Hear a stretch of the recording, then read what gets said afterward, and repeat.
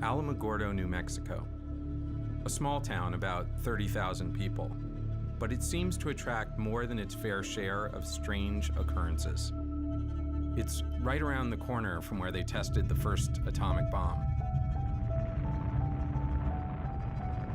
It's also the gravesite of Ham, the first chimpanzee and really the first American to go into space.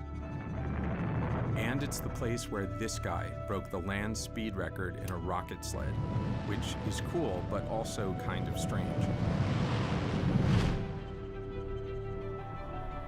Despite all of this, the thing that Alamogordo is best known for is its landfill, the dump. Because supposedly, that's where Atari buried E.T., the worst video game of all time. It's been described as the worst video game ever, E.T. for Atari. Today, we're going to talk about the worst of the worst. Here's our top 10 worst games ever. E.T. the extraterrestrial.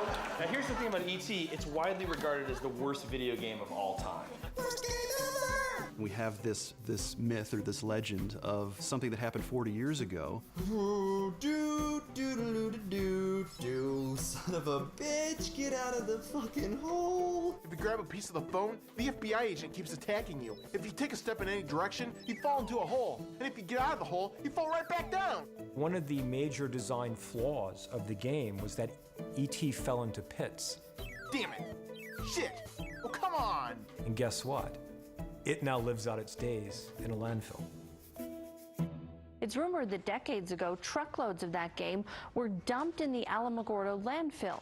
The idea that they had so many of these things and they were so unable to sell them, give them away or whatever, they literally had to drive them out into the middle of the desert and bury them like a dead gangster. It's almost too crazy to be believed. I think it's kind of silly because it's urban legend. It's just a great story, I think. I believe that this story endures because the adults just don't get it. And that's satisfying to the young people. Whenever you look at what the reasons are for it, nothing makes sense. What drove someone to need to hide this stuff so intensely?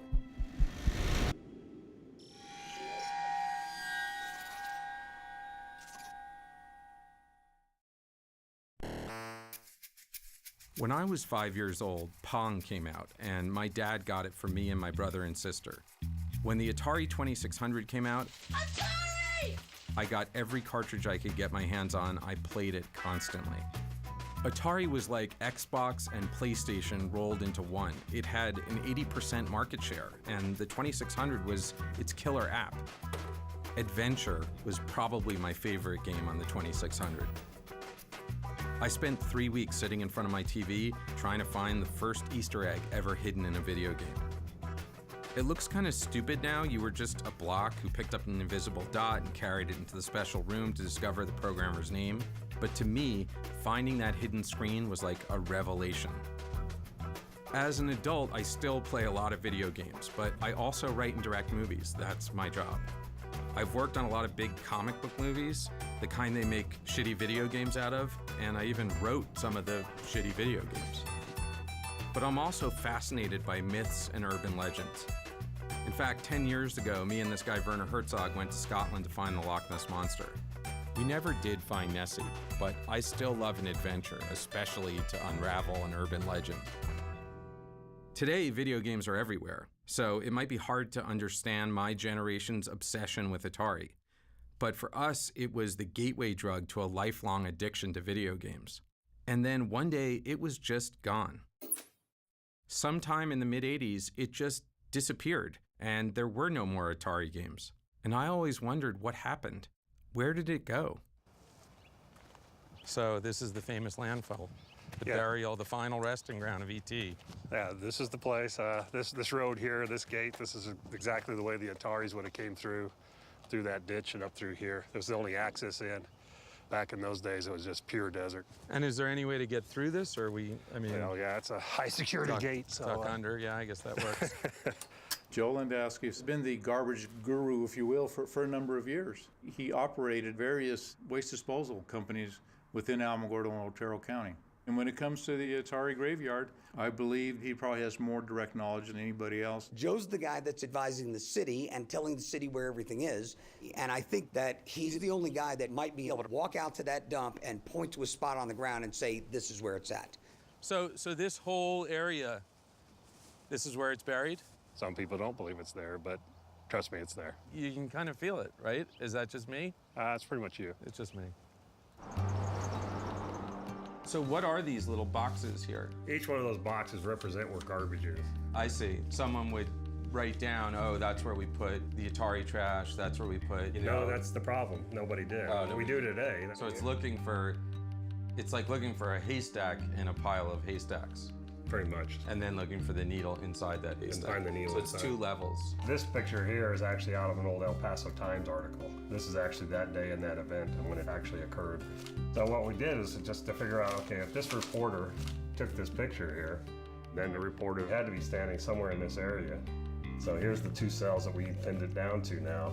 So when you come back here and put the reporter, taking the picture, and you make that line, and what you're looking for is to make sure the line intersects with the buildings. Joe Lewandowski wasn't just a guy who knew his way around a dump. He was also an amateur archaeologist, kind of like Indiana Jones, but without the gun or the whip. See, the newspaper photo was like the medallion, and Joe had used it to construct his own version of the Staff of Ra, and that pinpointed the location of the Atari dump, which is exactly how Indy would have done it. Joe was clearly obsessed. He believed in the legend. He'd spent over 3 years constructing a plan to dig up the landfill and prove it to the world. But he wasn't a gamer. He wasn't trying to find out why. And that's what I wanted to know. Why would the company I love so much decide to bury its future? The whole ET story is a very small part of the Atari story. Let me go back a step and explain how Atari started out. The video game came because of a convergence of me working at an amusement park summers while pursuing an engineering degree at the University of Utah. I knew the economics of the coin-operated game business. They made a lot of money. Nolan designed these incredibly elegant circuits, put together in a way that's so clever that modern engineers have a hard time understanding and repairing these things. My partner and I, Ted Dabney, started working on a ping pong game. By the end of '72, we did $3.5 million. And then we did 19 million, and then we did 35 million. It was a hockey stick. This electronic medium, which was just beginning, had some traction with people. And once you played some of the more sophisticated arcade games of the day and understood that maybe there was a chance you could duplicate that in a home game, your eyes got big. Home video games have been a success from the moment a company called Atari launched this basic game, Pong, which has been imitated by at least 40 other manufacturers. They're selling like crazy. 300,000 last year. This year, 3 million. Next year, 6, maybe 10 million. We felt, well, maybe this is a time to sell to a company with deep pockets. I was in my office at Warner in 1976. The phone rang, and it was a guy named Gordy Crawford, and he asked the question I've never forgotten. Would you guys be interested in acquiring a technology-based, fast-growing entertainment company? And I said yes. I didn't know what I said yes to, but I said yes. And that led to my introduction to Atari. Atari, where the future comes from. What excited me about Atari wasn't Pong, it was the chipset that led to the Atari 2600. Pong was sort of okay, you bang up and back and up and back. But this meant you could constantly change the games, and that was a very exciting idea to me. We introduced the 2600 in 1977 with 9 cartridges. The home video game was a very close approximation of the coin-op experience. It changed the mindset of the world. Turning the television from a passive medium into an active medium, that was what we knew we were doing, and that was super exciting to be the pioneers in that field. It just blew people away. Nobody knew any of this stuff. They made it up as they went, and they were good at it, and it started everything. It was playing those games that taught people the potential of a computer. Atari, at some level, brought the computer revolution.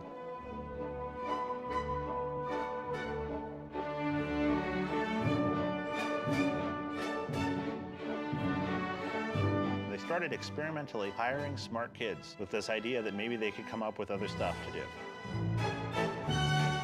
And they inadvertently were trying to create the job of game designer. Microprocessor real-time control programming is just where it's at. So there's two kinds of things you could typically do with that in the early 1980s. You can do missile guidance systems, or like we say, kill people for 12 cents a head. Or you can make video games, which I thought was a much better application for the whole thing. What went on at Atari from the very beginning was basically that the engineers are going to drive this company, because they weren't just engineers, they were creative guys. They're like musicians or movie directors. They're artists. Through luck or providence or both, they ended up with this department of game designers that became this dream team at Atari. These guys who made all of these classics, Tempest and Asteroids and Centipede and Gauntlet and, you know, think of a game. The culture was these guys do what they want to do. One day I was standing at the men's room at a urinal and I looked down and I saw a pair of bare feet next to me. And I looked, and here is a guy wearing a pair of shorts and nothing else. And I said something, and they said, oh yeah, that's so-and-so, he's a great engineer. He doesn't like to wear clothes. The coin-op engineers at Atari, they were great. And on the consumer side, Howard was one of the best programmers. He was one of the best of those engineers. At the heart of the creative process is the programmer. I try and create basically a sensory experience that evokes a certain feeling in the user. I mean, I tend to program from a concept. I mean, I was made for this. I mean, this was what I was made to do. January 11th, 1981, I showed up for my first day of work as a game programmer at Atari. So do you remember the first day you showed up here? Absolutely. My first office mates were Todd Fry and Rob Zadibble. And I had an understanding that there was a lot of dope that was smoked at Atari when we were there. And so on my first day at work, I brought a joint because I didn't want to be, you know, I wanted to be a courteous guest. And so I showed up. Which, by the way, this is a good lesson for our younger viewers. If people are doing drugs, bring your own so you fit in. Todd walks in, shuts the door, and says, I'm going to get high in here, so if you don't want to be around this, you better leave. No, actually here. I said, I brought a joint. And he sort of looked at me, he went, I'm going to smoke some real stuff, okay? That was my introduction. That was my first day at work. We wanted people who worked hard and yet had fun at doing it. How do we mix up so that we don't know the difference between our work and our play? The company's motto was, we take fun seriously, but we used to say, we take fun intravenously. And they didn't like that very much. No, I don't know why. The party atmosphere was actually a calculated plan to incentivize. I would set quotas. If the quotas were met, I'd throw a kegger. They would just roll out in a car, go to a liquor store, and they gave someone a company credit card, and they came back with a bunch of booze, and we consumed it. Over there is where the hot tub was. Inside on the first floor, there's some great stuff that went on in that room. Over here, here's the hill that, you know, one day I was wearing a dashiki shirt, which I was very into back then, and I would do somersaults down the hill. I might have had some cocktails that afternoon at that point. Did you know that you were entering this crazy party atmosphere that you'd be? No, even though I was told I was, I had no expectation that it could really exist. The best recruiting tool we could have for an engineer was to bring him over to one of our parties. Hey, what's happening, people? Hey, how's it going? What's happening, huh? They felt, hey, I'm a nerd. There are girls here. They're talking to me. It's good. That was the culture. These guys are the lifeblood of the business. They do what they want to do, and that's fine. In some ways, things happened to me over the course of 3.5 years here that made the next 25 years really tough, because it established a standard of what professional life and life in general could be And I never let go of the thought that my life could still be this or better.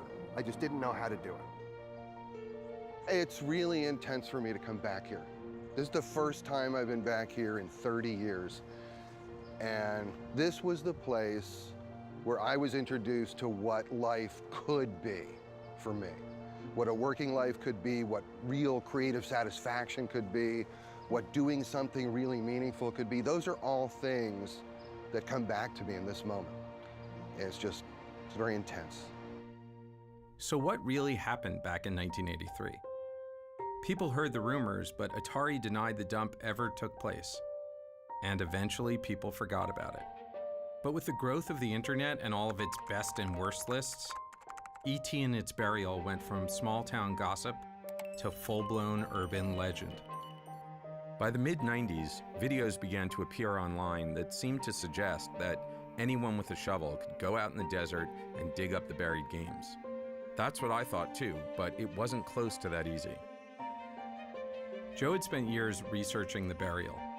If his information was correct, the games were not only deep underground, they were covered with concrete. Joe was still wading through a sea of red tape, but if and when the city approved his plan to excavate the landfill, he was going to need more than just a shovel. He would need giant yellow digging machines and a bunch of guys in hats and vests to operate them. This is one of the photos of the actual burial when they did it. So we're looking at like 15 feet down to hit the concrete. Under the concrete's mostly dirt. It's just it's the bottom of the pit. What's that thing right over there? That's a motor grader. A motor grader? Yes. That's for really just fine grading, you know, like the highways and roads, and fine planing large areas. So we conceivably might need that for this, right? No. I mean, but you could bring it out before, right? I mean, you might want to park it there so it's ready. No, not really. Oh. No, we're fine.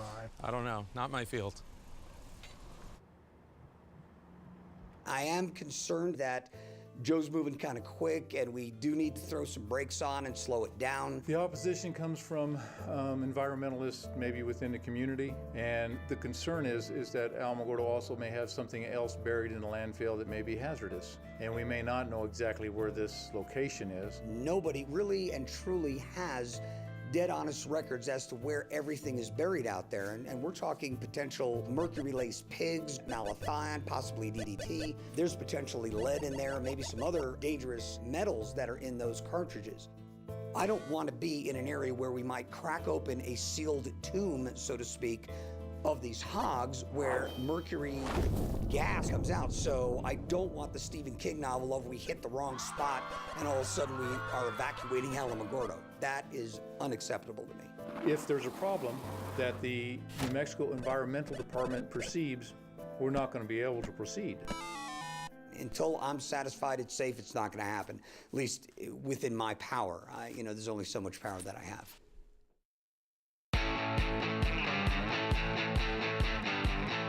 So for my first game, they wanted me to do a coin-op conversion.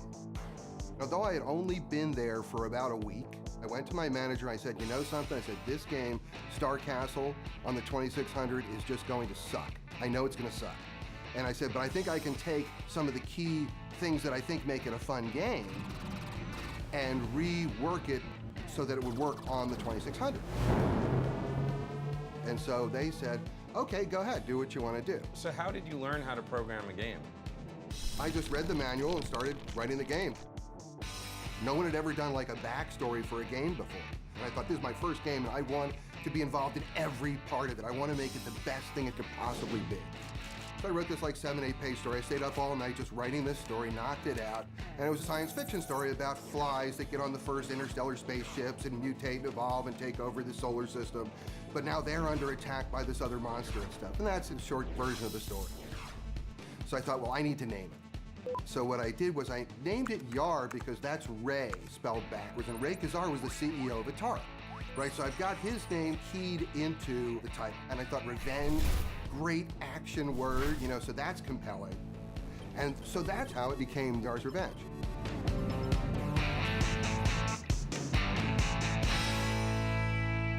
When Yars' Revenge came out, it was a hit. It was huge. Games that could look like Yars' Revenge looked, that could draw that kind of stuff, were like magical. Even though Yars' Revenge might look primitive, you know, it looks like the superconducting super collider compared to a lot of the games that were out there at the time. I remember the first time I put the cartridge and I was like, what is this? It really is a very innovative shooter of that era. Getting a ship to fly around, so it's fun just to fly the ship around, is a trick, especially on that hardware. The enemy was cool and scary, and it felt really good to defeat it. You feel like it's your victory when you beat those challenges, and you feel like it's your defeat when they beat you. And you will keep coming back because you didn't lose by being cheated. You didn't lose because the game did something unfair. You lost because you weren't quite good enough.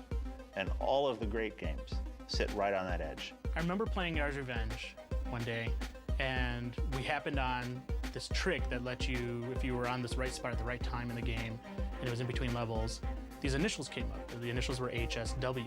To us, it was some weird mystery, like we had to figure out what HSW meant. And finally, in one of the game magazines, they published what HSW meant. Turns out HSW means Howard Scott Warshaw, the guy who made the game. Yars' Revenge was the first game that Atari ever did where the programmer's name went out with the cartridge. Yars' Revenge had a lot of firsts, and that was just one of them. Yars' Revenge is the best-selling original game for the Atari 2600. It sold something like 1 million copies. Every reviewer at the time thought Yars' Revenge was one of the best games Atari put out. You know it made a lot of money for Atari. In 1981, this is a company that made operating profits of something like $375 million. One of today's greatest marketing triumphs in the entertainment field is video games. It was beyond comprehension, the fastest growing company in American history. This was an explosion. Even those of us who were in the middle of it were shaking our heads going, oh my God, this is amazing.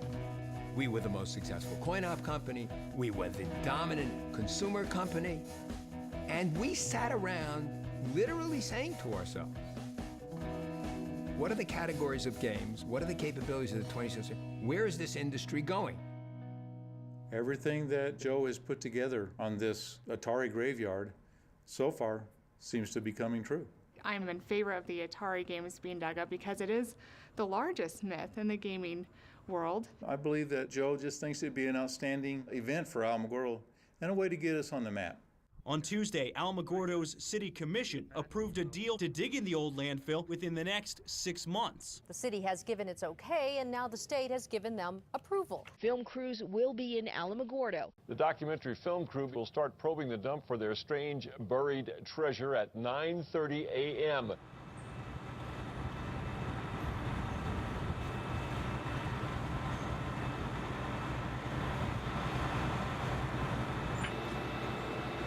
So this is an impressive looking machine out here. What the hell is it doing?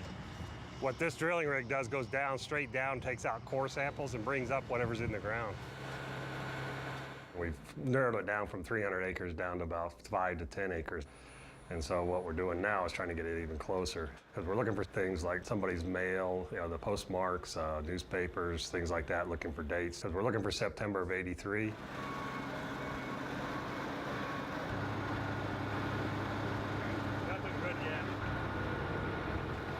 Don't you think people are going to be disappointed if we dig it up and we don't actually find the ET games? I mean, wouldn't that be... That'd be very disappointing for all of us, all the work, 3 years of work put into this. So what do we do then? You're just going to dig up the whole landfill or something? No, we can't. The Environment Department will not allow that to happen. You're saying that there's a possibility that this could turn out to be a giant waste of time. I think I said it before. I'll bet the car, I won't bet the house.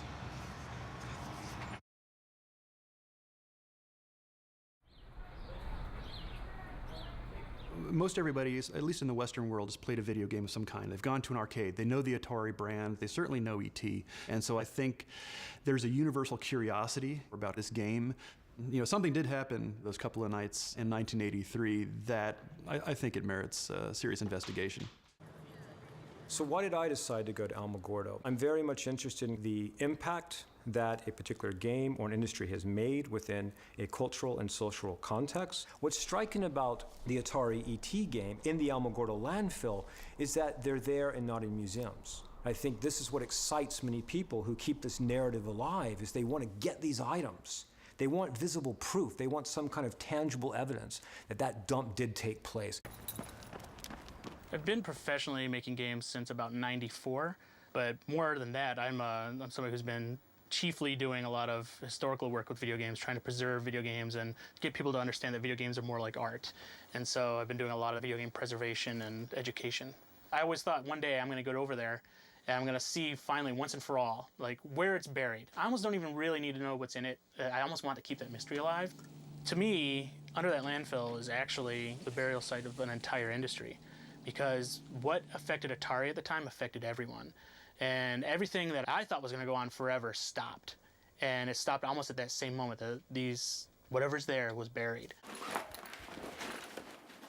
So for me, I want to find out what is there. It's like opening the Ark of the Covenant. It's like, you kind of want to look, but is my face going to melt off? I don't know.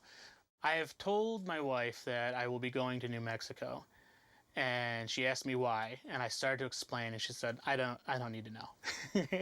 You just go do it. You wanted Ernest on screen? Whatever. Ernest is my fancy writer name. Ernie is what everybody calls me. All right, so we'll use your writer's name. How would you describe yourself? Screenwriter, novelist, gentleman adventurer. The thing about having an Atari for me was it was a simulator. Like, I could simulate being Indiana Jones or simulate being E.T. Having access to that and coming from a family of like modest means and not having to, beg for quarters and just being able to play as much as you wanted, that was such a huge part of my childhood and fed my imagination. And that was the inspiration for Ready Player One, my novel. The idea of like, what if Willy Wonka had been a video game designer and he held his golden ticket contest inside his greatest video game creation. And that all came from finding those Easter eggs in all those Atari games. I felt like a little kid this past week, like getting ready to go to camp. Alamogordo and the Atari graveyard. For me, it's like holy ground. And that was when I realized my DeLorean's already in New Mexico. I just have to fly to Santa Fe, pick up my DeLorean from George R.R. Martin, who was using it for the Back to the Future screening, and drive it down to Alamogordo. I could stop at the Very Large Array, also hit Roswell, and then go to Alamogordo and be there for the excavation of the Atari graveyard. As soon as those tumblers clicked into place, I'm like, the most epic road trip of all time, I have to go. It's like I'm Indy going to Westeros to meet Doc Brown and then save E.T.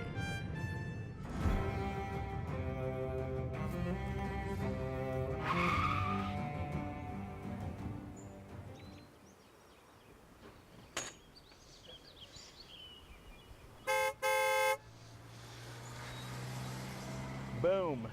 Have a great drive and a great time in George, thank you so much. I appreciate it, man. My pleasure.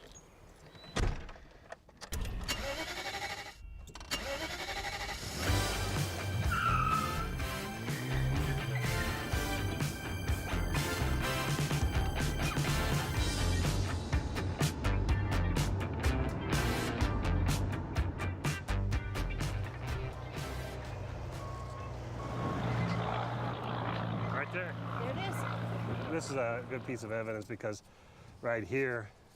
Is that the date right there? Right there. You got Sunday, October 2nd, 1983 right there. That's good, right? Yeah, Atari was from the 23rd to the 29th of September. So this is like a week later. Well, it's not even a week. It's like 2 or 3 days later. Well, I'm not that good at math. The Ataris would have been on the bottom, then garbage from the following weeks would have been piled on top. Right. So where are the games? This is the following week. In here? No games yet. No Atari stuff at all? No, not yet. Not yet. Okay. I love the challenges. I love the mystery. I love the especially when people say they'll never be found or they're not there. That just makes the challenge even better. I put 3 to 4 years of this research, planning, the politics, the environment department. I mean, many, many, many things to get to this point. Yeah, now it's very important that we find them.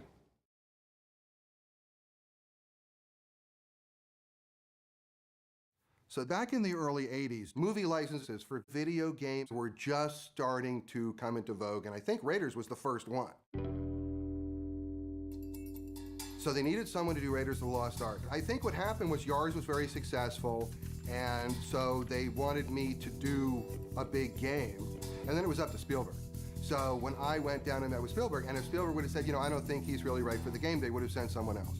Can Indiana Jones escape from the forces of evil? In Atari's Raiders of the Lost Ark adventure game. What was the reception of the Raiders of the Lost Ark game? It was another million seller. Raiders was huge. I mean, I can honestly say I'm the only programmer in the history of Atari where every one of my games that was released was a million seller. The word meteoric comes to mind. And now, Steven Spielberg brings us E.T., the extraterrestrial. Spielberg says, well, you know, my pictures, they open slow, and they build, and they hold, and da-da-da-da-da-da. And I just looked at him, and I didn't know anything. I said, not this one. It was E.T. I said, it's going to open huge, and it's going to stay huge.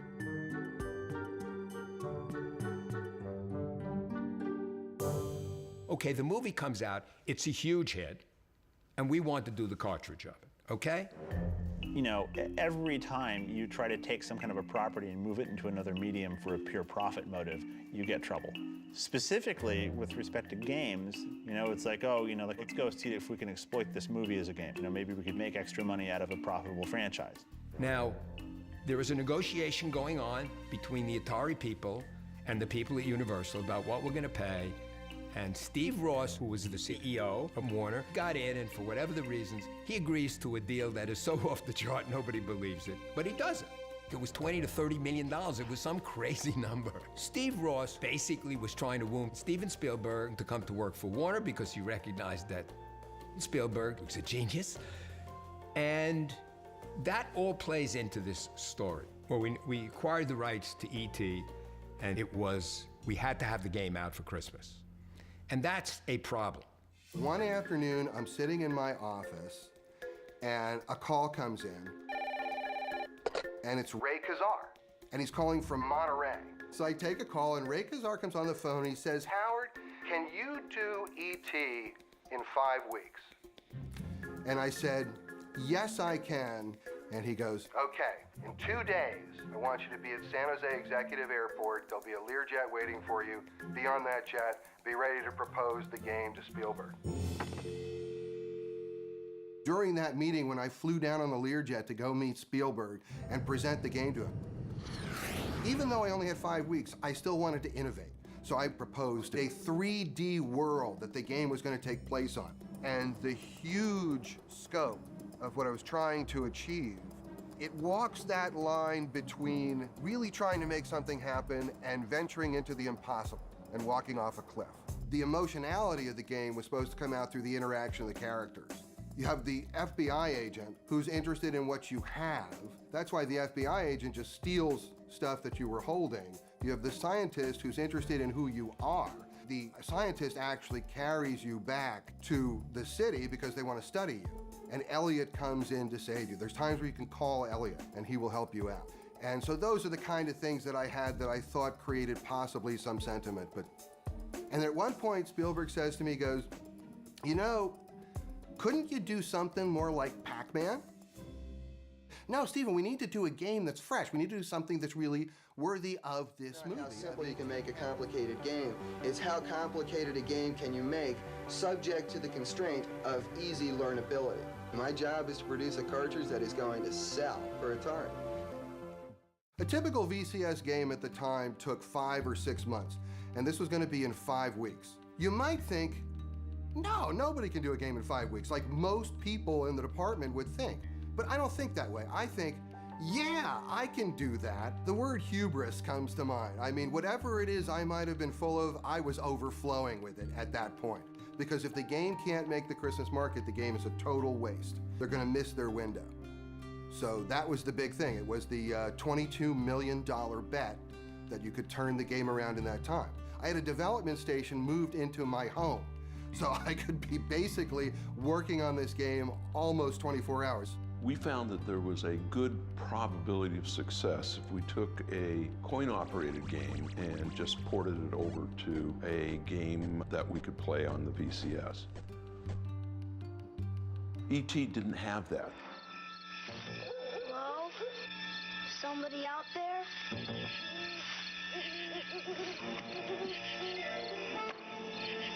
E.T.?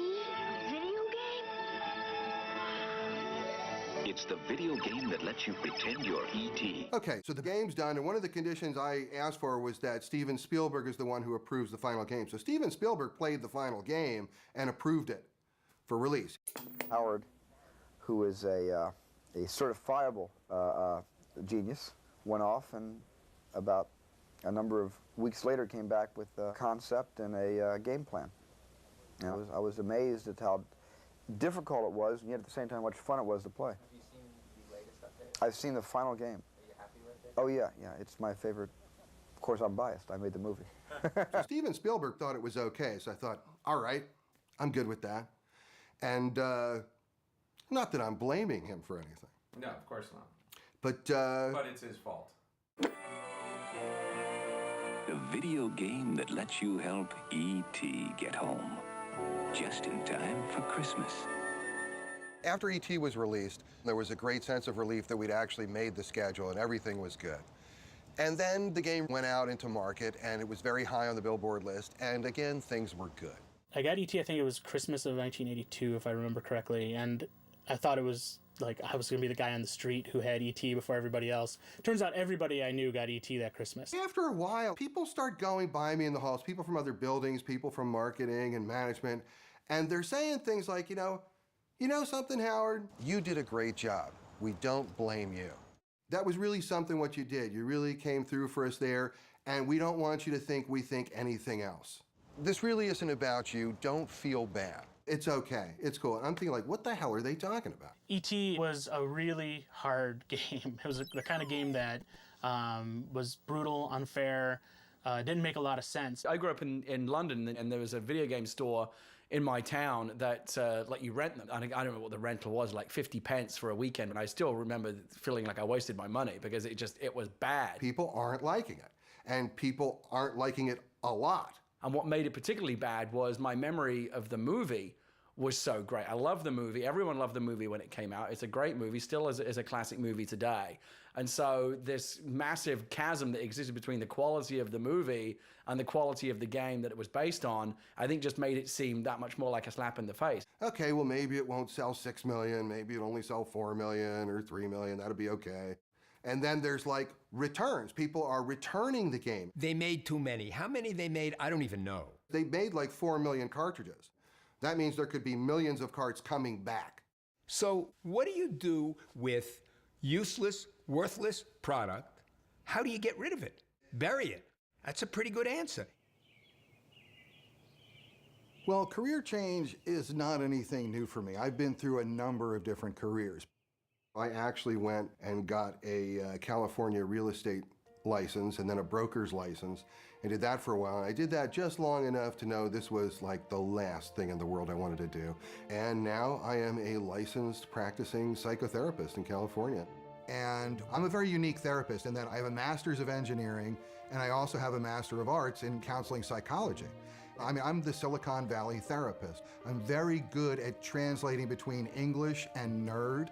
And this is the first time since I left Atari that I feel I'm doing what I really love doing. So it took me 30 years to get back to a place that I don't feel I'm a step down from where I used to work. And that's many, many different jobs. I know this dig is coming up, and I'm gonna be there. I'm gonna be standing right there. And I am gonna literally watch my past being dug up. And that's a weird kind of thing to anticipate. My hopes are in one way, my expectations are another, and I don't know what it's gonna be. I really don't know what it's gonna be. I don't know what it's gonna mean to me if something comes up, if it's there.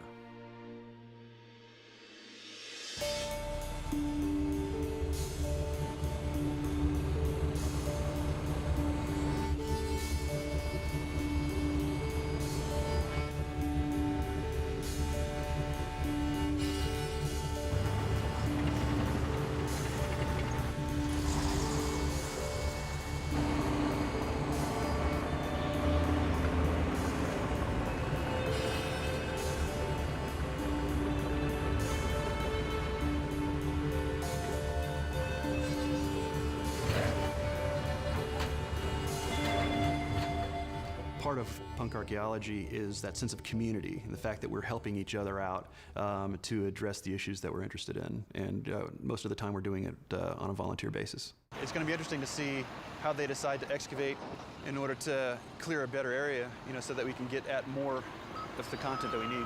One of the people down there did confirm finding a Donnie Marie poster. Yeah, which is awesome. Well, basically, because we're going to treat this as a salvage excavation, we will dig a trench. We'll go through and excavate the material in the pits that we dig, at which point we'll send them up to the tables. We'll sort through the material, we'll weigh it, we'll count it, identify it, and that's the plan. So what's happened so far today? Basically, we've started digging on the hole, and the trucks have already started going through the train. So just so people understand, and probably right now I'm cutting to an awesome diagram of this. There's like 20 feet of garbage that's on the top of wherever the games are buried. Garbage and dirt. Sorry, garbage and dirt. Right. In the diagram, it's going to be pretty clear. And so that all has to be taken away, right? Yeah, we'll get the vast majority of the hole excavated out. And so far, have we found anything and found any Atari games? Or? No, nothing. Nothing. Nothing yet. And son, I mean, you seem pretty nervous. Right. Are you? Oh yeah, terrified. Terrified, okay. I gotta be honest, I'm nervous as shit. I don't know if that'll help motivate you guys, but yeah, that did it for us. Yeah. We need to get back to work, yeah. Great, let's go. Now that you've done that. Go team, way to go. Son, calm down, buddy.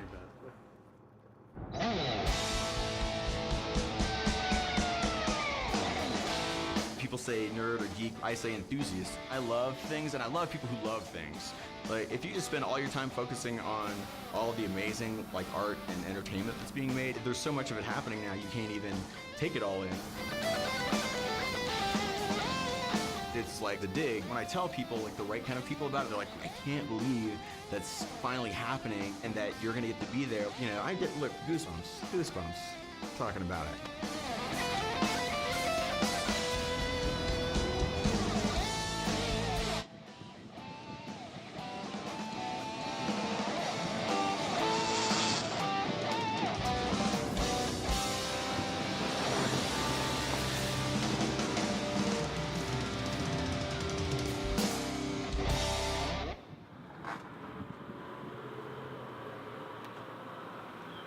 The local video game shop in Austin, Texas, Game Over Video Games, gave me every copy they had of every one of Howard's games. Little known fact, E.T. has the very first official video game Easter egg ever in a video game. Warren Robinette had the very first one in Adventure, but he did that without anybody knowing. Howard asked if he could put Easter eggs in the game, and Atari said yes. If you go find the geranium and you make the geranium regenerate, it turns into Yar from Yar's Revenge, and he flies away. The first time that happened to me when I was 11 years old, I shit myself. And then if you do it again, it turns into Indy from Raiders of the Lost Ark. So Howard hid characters from this game and this game in this game. Hello. Hi, good afternoon. Welcome to the lodge. Well, it's Are you great guys to see checking you here. in? Absolutely. Great. Can I get the last name? Warshaw. W-A-R-S-H-A-W. Howard. That's me.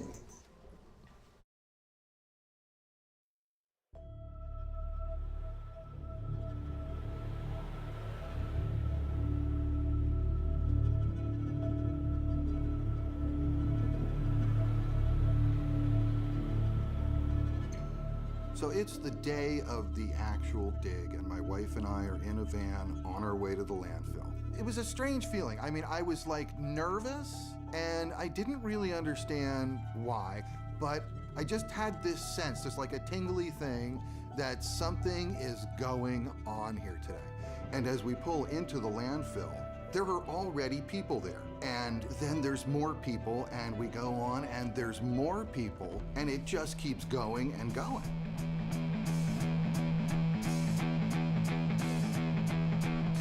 This sort of felt like a religious pilgrimage to me. I called up some friends, said, hey, can we get down there?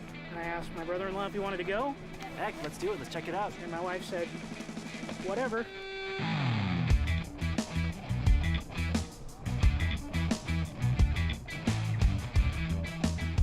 It's one of those weird, monumental video game-based events that only comes around once a century. This is our generation's urban legend. Billions of cartridges out in the desert. Growing up, you always read little rumors about it. And I grew up playing an Atari, which my babysitters had given me, and I actually had the E.T. game. My friend and I, she and I would actually just, for fun on the weekends, drive around trying to figure out where would these Atari games be buried. It was the fun of the legend, just like looking for the Loch Ness Monster. What did you think when you played the E.T. game last night? It was awesome, because in my opinion, I like terrible games.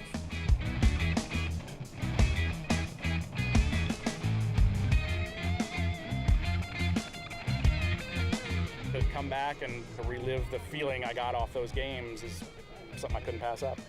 I just want to know about the urban myth, see if it's really buried out here. I just came out here to be part of video game history. Had to see whether it's true or not. You have to be a special kind of nerd to be able to want to drive 28 hours for a video game. The myth that E.T. the video game for the Atari 2600 was the worst video game of all time, it would be so great to debunk that because it's just not true. And also to redeem Howard Scott Warshaw, because he's an amazing video game designer and his game was great. Cool car. Yeah, I like that. E.T.'s in there. This morning, coming to a dump in a small town in New Mexico, there were people lined up waiting to get in. What's the last time you saw a line of people waiting to get into a dump? It totally took me by surprise, but in a delightful way.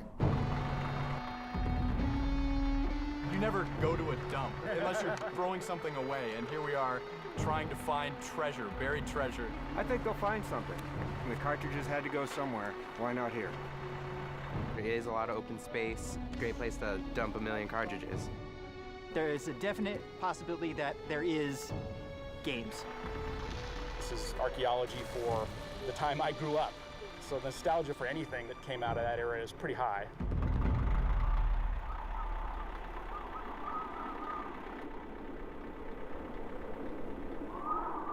All right, now the wind is really picking up. On cue. On cue. The weather here in Alamogordo is awesome if you like sandstorms and an impending doom-filled cloud of white. Whoa! Oh, this is getting brutal. Yeah. Sorry, this is brutal. It's getting very windy.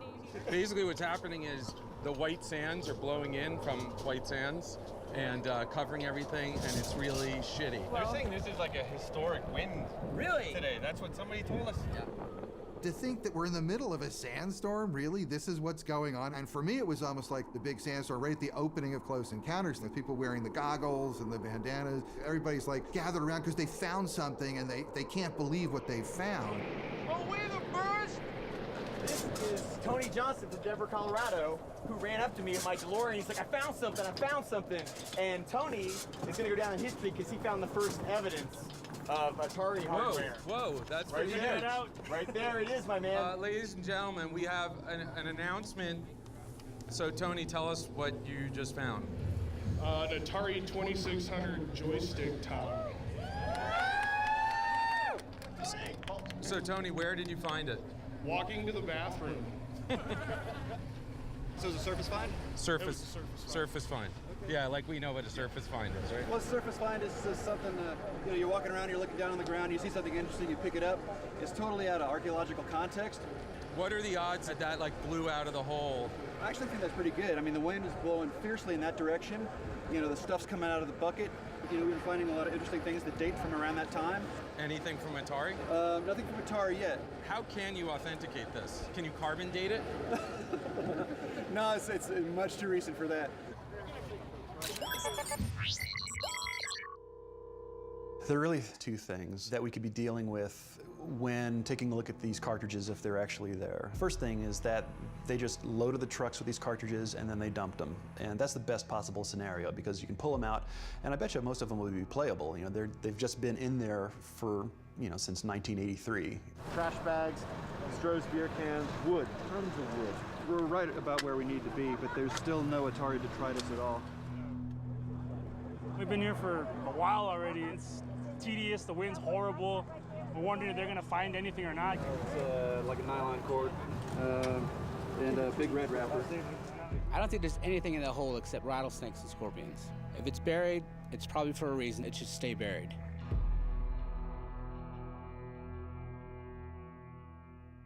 I wasn't thinking that something was really messed up until late '83. To me, Atari was never going to go away. It was this thing that was just part of my life, and the thought that there could ever be a day where there was no Atari or no Atari 2600 never crossed my mind. E.T. comes out, and E.T. is not so great, and somewhere toward the end of the year, I'm starting to wonder, are we making our numbers? Which leads to one of the worst nights of my life. On December 7th, 1982, I get a call from Dennis Groth, who was the CFO of Atari, and he says, Manny, here's the new budget. And it's a huge shortfall from what we had been told. Warner Communications said today that its once booming Atari business lost another $180 million in the third quarter, for total losses this year of more than $500 million. I was starting to see enough signs in the company that things were starting to unravel. It was unraveling hard and fast, and we didn't have any ready solutions. Several Atari executives, including Atari's chairman, Raymond Kassar, sold Warner stock shortly before the negative earnings announcement and the decline in the price of the stock. Kassar denies any wrongdoing or impropriety, but a number of stockholders have sued Warner. So they got rid of Ray Kassar and they brought in a guy from Philip Morris. And when he came in, Atari had 10,000 employees.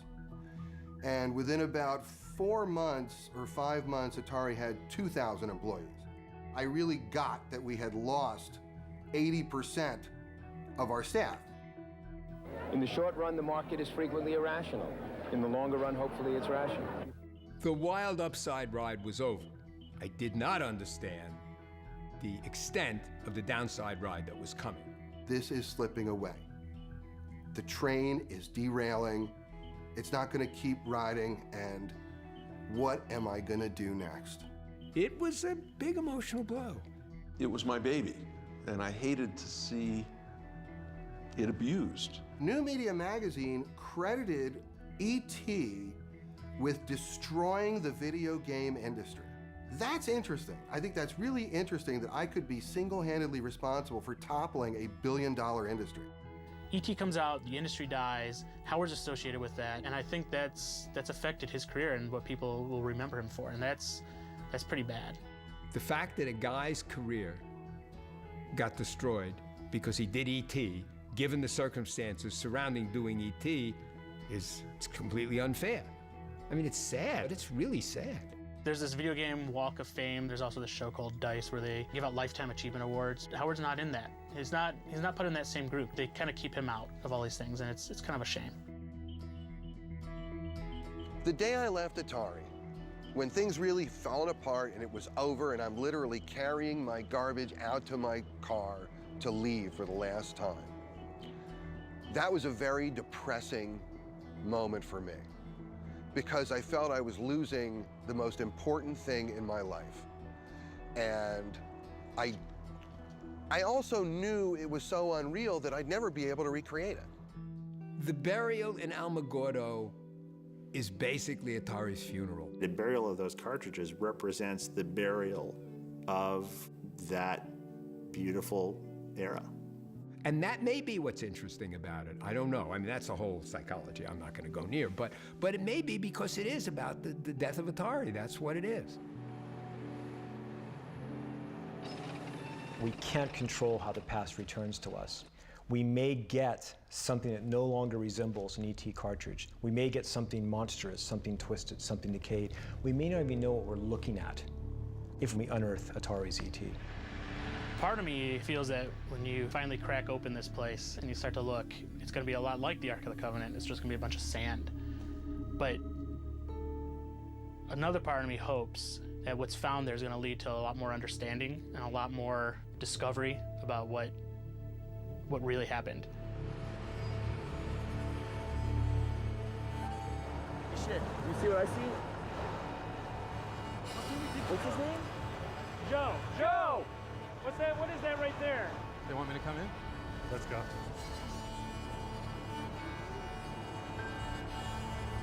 So what's up? You guys find something? I should have brought my binoculars. Can you show me?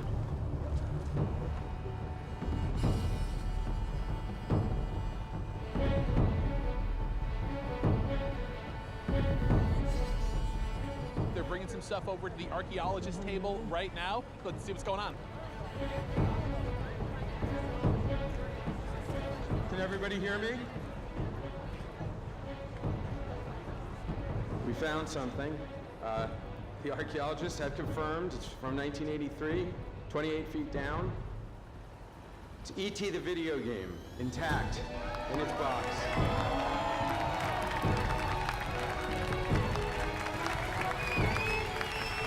There he goes.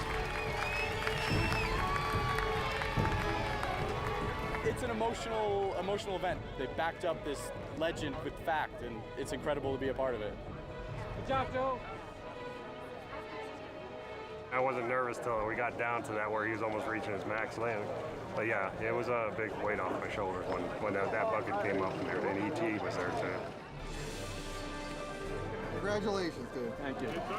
I didn't think they were going to find him intact. I thought for sure they'd be crushed and ruined, but now I got goosebumps. And it's not because of the dust storms. What's this moment like for you? Look at all the excitement that's been generated today over something that I did 32 years ago.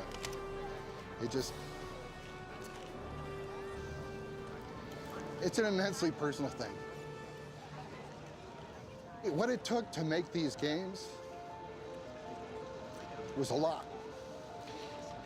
And this one was done in 5 weeks. That was one of the hardest 5 weeks of my life.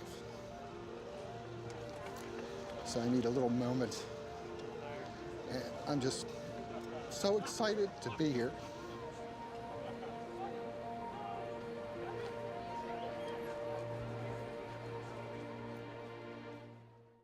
A lot of these people who were complaining about ET had never actually even played it.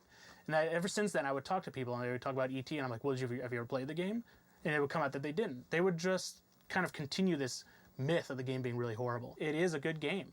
It wasn't the worst that Atari had to offer. There were, I remember getting a game called Firefly. That is the worst game for Atari. That's what everybody should be focusing their efforts on, not ET. Let me be clear, the worst game ever made was obviously Trespasser. So I just want to be clear with that. With the shitload of just horrible, poorly made, cranked out Atari games, to call E.T.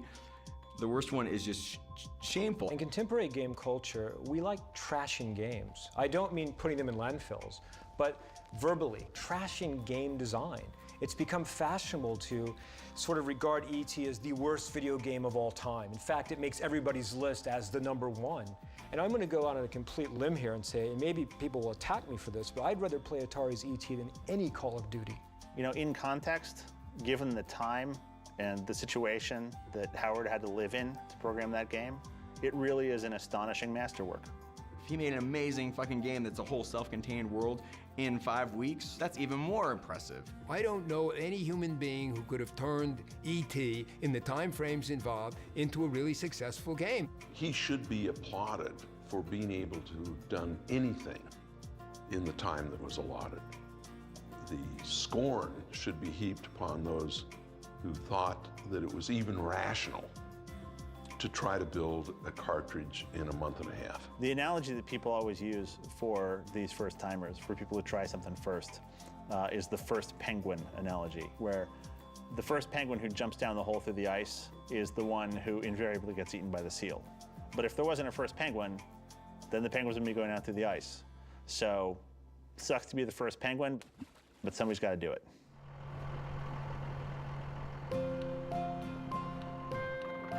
So it turned out that Joe Lewandowski had been right all along. The games were buried, almost exactly where he had predicted, and no mercury-filled pigs popped up out of the ground. So the legend of the burial was true. Or was it? When the archaeologists cataloged all the games, there were a bunch of ET cartridges, but nowhere near the millions that were such a big part of the legend. In fact, ET made up about 10% of the total games found. The rest included some of the best games ever made: Defender and Centipede and Yar's Revenge. There was even one copy of Adventure, which I snagged. The burial wasn't a cover-up or done out of shame. It was a warehouse dump done by a company in financial distress. At the time, the Alamogordo landfill was just the most practical solution. E.T. wasn't buried because it was the worst game ever.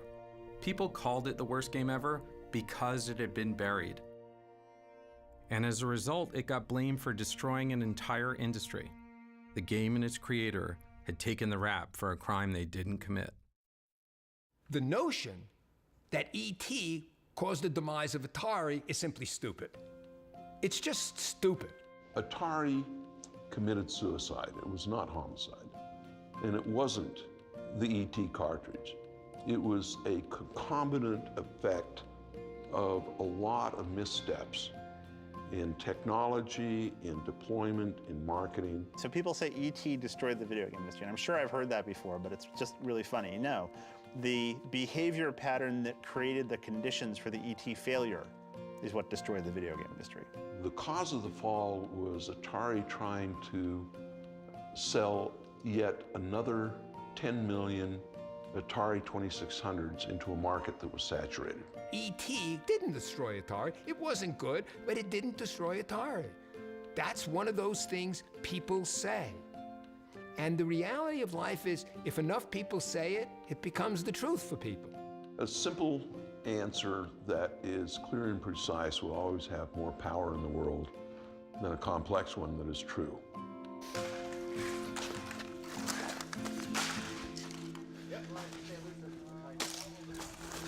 Here's another ET six-pack.